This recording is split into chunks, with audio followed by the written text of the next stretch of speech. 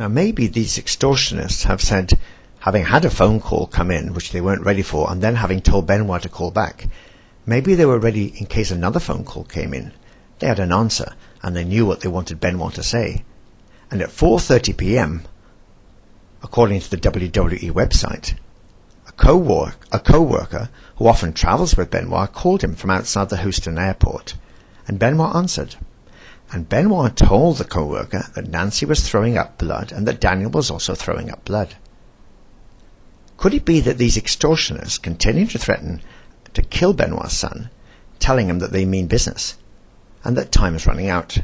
And they also tell him that anyone calls to continue the storyline, that he's merely indisposed because his family's ill.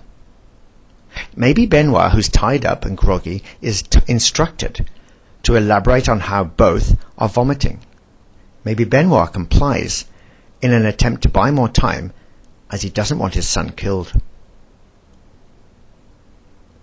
Now the extortionists by now are concerned that the WWE is becoming increasingly suspicious, and they want to get the Benoit to assure the WWE that he can still make Beaumont. Because if he says he can't make anything in the next week or so, or if he says he can't make the next 2 days' appointments, then they're going to be suspicious. And these extortioners may also feel the need to give the impression that Benoit is no longer going to be at home.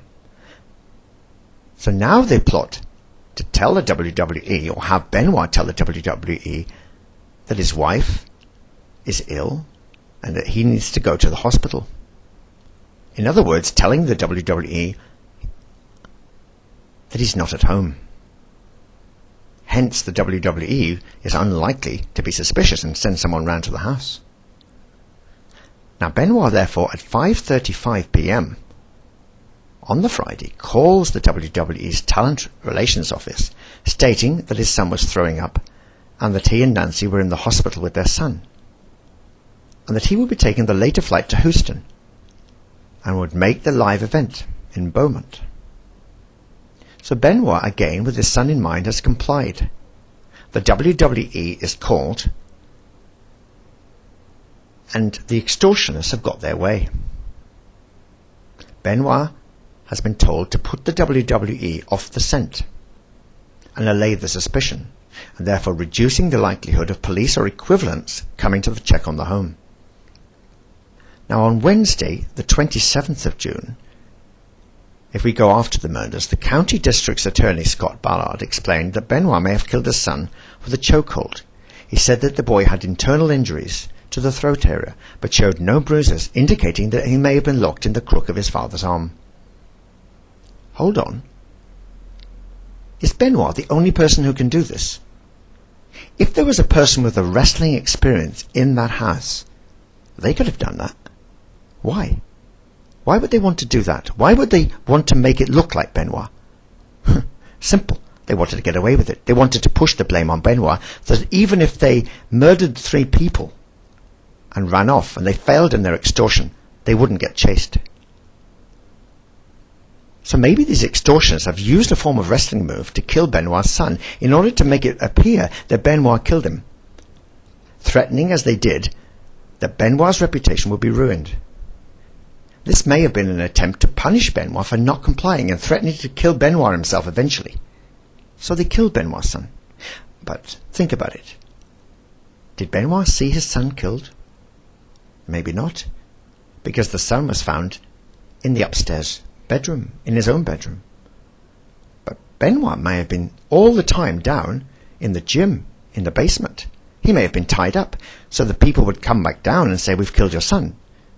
All this time he thinks, "I don't believe you, you're just trying to extort." He doesn't trust them, but he doesn't think they've killed him. Later, the police would assume, falsely, it seems, that Benoit himself had done it, failing in the process to explain why Benoit would want to kill his son, whom everyone knew he loved. Now on Sunday, the 24th of June, between 3:51 and 3:58 a.m., Benoit did a very strange thing. He sent 5 text messages to co-workers. from both his and his wife's phone. Now, we know it came from his wife's phone, and we know, according to the police, that she's already dead. For the first, third, and fourth, and fifth text message stated, "My physical address is 130 Green Meadow Lane," with the full address. And the second text message of the 5 said, "The dogs are in the enclosed pool area. Garage side door is open." Now, why? This is fox to many people. Maybe Benoit, possibly secretly, without the extortioners being aware, and probably while they themselves were consuming alcohol and chatting amongst themselves and disregarding Benoit, maybe at this moment Benoit sent the well-documented and famous SMSs. For speed, those messages are repeated. Those messages are desperation messages, possibly a call for help. Many people would say, well, why isn't he saying help? I'm being tied up. Maybe he's thinking that if these extortioners find the phone, he'll be killed immediately. So he wants to send an SMS that is ambiguous, but that the WWE co-workers will understand as strange and will want to investigate.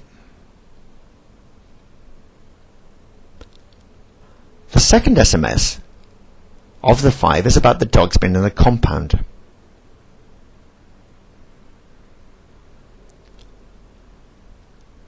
He did not opt to send the same address message, but sent the dog message. Maybe Benoit is trying to say, there's chaos in my house. I need help. He's sending these messages to people he knows.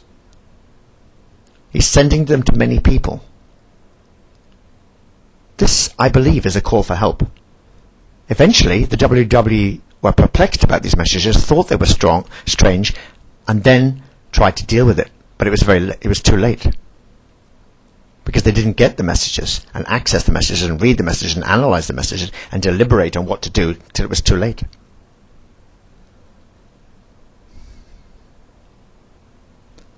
But maybe the extortioners caught him texting on the 5th message. Did they panic after reading that last SMS, which was the address? Did they panic? Did they then kill Benoit and flee quickly, leaving the beer cans, leaving the alcohol half consumed, the wine?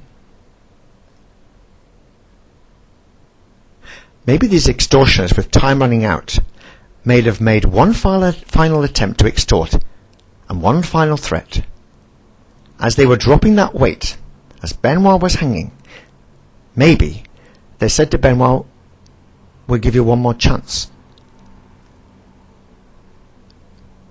Maybe Benoit was thinking too long. Maybe Benoit said he refused to give in. He didn't comply. And they then said, "Okay, you die now with your reputation in tatters." As they make sure the Bibles are placed next to the wife, next to the son, to give the impression that Benoit had done it. They'd already killed the son, killed the wife, with moves that could be associated with wrestling. And the moves that they wanted to associate, people to associate with Benoit.